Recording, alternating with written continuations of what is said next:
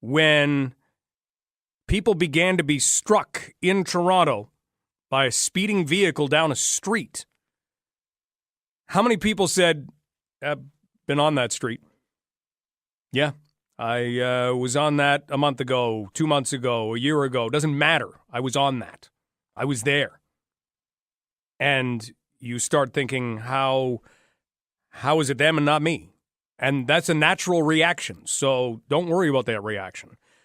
It is a horrific situation, but we're filled with questions. And yet we're seeing something that's also very eerie. Somebody who decided to turn something that usually isn't a weapon, in this case, something that would be used to deliver something or, simply get from one place to another, as a weapon. Joining us right now to discuss this further is Tara Maller. And Tara is a national security expert, former CIA analyst. Tara, thank you so much for your expertise today. Thanks for having me. I appreciate it. When we look back at this, we're left with all kinds of questions. You have looked very closely at all kinds of situations, some that may have involved vehicles, some that would have involved other circumstances. When you heard about this one, when you saw this one, what came to mind? Well, right when this happened, I was on air on TV yesterday, and my organization, the Counter Extremism Project, focuses on counterterrorism, counter-extremism. And, when these things happen and it's early and you don't have information, you don't want to jump to conclusions. So there were no specific signs that this individual had ties to a terrorist organization straight off the bat. There was nothing about motivation that went to that. However, it is a tactic that has been used by terrorist organizations. So perhaps it's where got the idea. Now we're learning more about this person. It doesn't seem to be, part of any larger plot. It doesn't seem to be tied to any larger organizations, but he obviously was participating in some offensive and problematic online groups, and he seemed to have some personal problems. And, it's troubling because this is a type of attack that we've seen time and time again in the news over the past year, because it's an attack type that terrorist groups have been calling for. We saw it in Berlin at the Christmas market. We've seen it at a van attack in Barcelona. We've seen it in France. And we saw it, on the bridge in the UK. And while this incident doesn't have a tie to a terrorist group, it shows that those types of attacks are potentially inspiring other troubled individuals in terms of the use of their tactics, which is problematic in and of itself. One of the things that we're left with in this is this could have happened anywhere, anytime, and you just outlined other situations where it has happened in other places. What do you do with that kind of information? Sure, and I think regardless of the motivation, right, there are still a number of steps that need to be taken in order to try to thwart these types of attacks, whether it's carried out inspired by an organization or whether it's a lone individual. And regardless of if it's politically driven or due to mental illness, it requires vigilance both by the public and close to the person. It requires, law enforcement being responsive if and when people do report individuals. I'm not sure if in this case, I don't think it has come out that this individual had any prior encounters with law enforcement. So it doesn't seem like they missed any red flags that were brought to their attention. But that is something investigators are going to be looking into. This individual, just like terrorist groups, rented a van.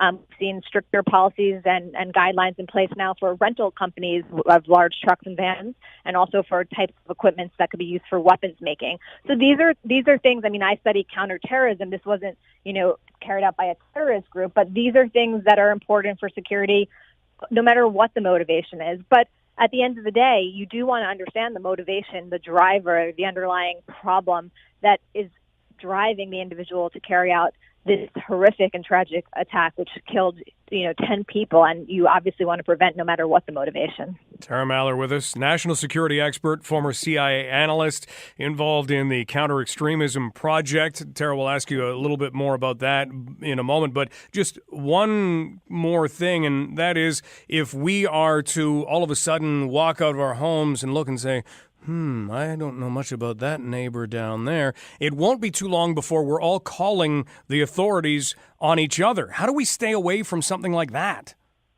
You really obviously want to have a common sense approach, and you really are looking for signs that raise red flags, right? I mean, a lot of these cases, unfortunately, there are signs across the board that hindsight makes, hindsight's 2020 and makes it apparent, but at the time they were missed. But one area in particular you can watch for, a lot of these individuals, whether in this particular case, whether in a terrorist organization, they have a presence online in some cases. They have problematic material that they're posting. This is something that my organization has been trying to work with pressuring technology companies on not allowing some of this prohibited content to remain up, to try to crack down on individuals and groups that are proliferating offensive and problematic terrorist and extremist content online. And you also, there are things that obviously should raise red flags if that's the acquisition of unusual weaponry or anything that you see a change in the patterns of behavior of an individual.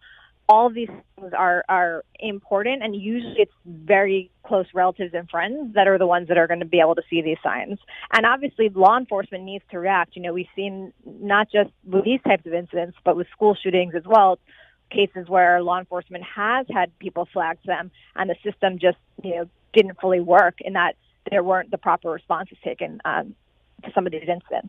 How is the system changing? Is it getting better in your country and hopefully in our country in identifying things and grouping these things and pointing out these things so that nothing is missed in the future?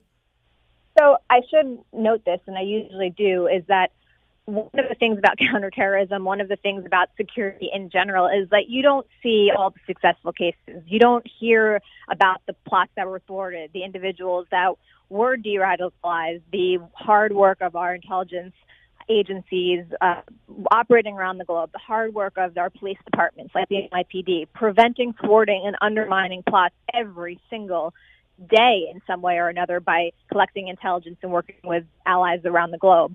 And so that is happening, and we have gotten better at it through intelligence sharing and improvements on counterterrorism. I mean, here in the United States, for example, we haven't fortunately had a large-scale terrorist attack. What we've seen is a shift in tactics to these sort of lower-scale, lower sophistication tactics.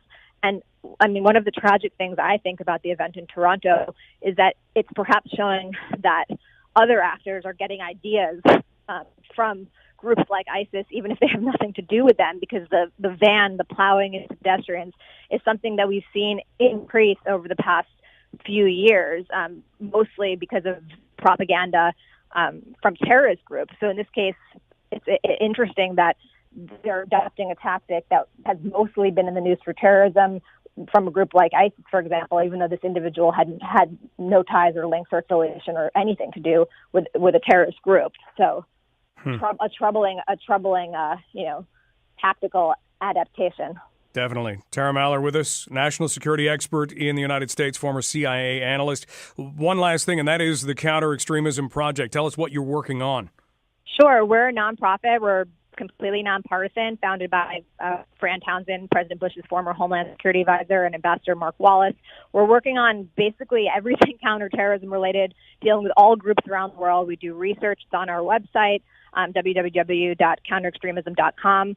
We have profiles of terrorist actors, but we also do a lot of work. I'm actually speaking to you right now from a quiet room, basically on the Senate side, because we're meeting with a lot of and have been very involved in working with senators and congressmen and congresswomen about technology companies and policies regarding terrorist content on their platforms. As you know, Mark Zuckerberg was down in Washington about a week ago, and there are more tech representatives testifying on Thursday for the House Judiciary Committee. So we're very involved with trying to crack down on the terrorist operations and use of these platforms and the cracking down of a lot of their content online, pushing tech companies to do more in this space, because really it is taking place online. They've lost a lot of land in Syria and Iraq, and they're taking it to the battlefield.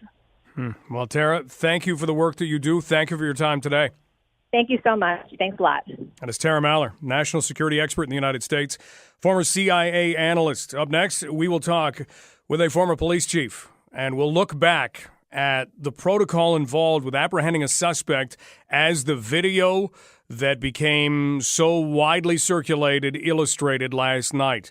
We are continuing our discussion about the horrific incident that took place yesterday afternoon in Toronto. My name is Mike Stubbs. This is Global News Radio 980 CFPL.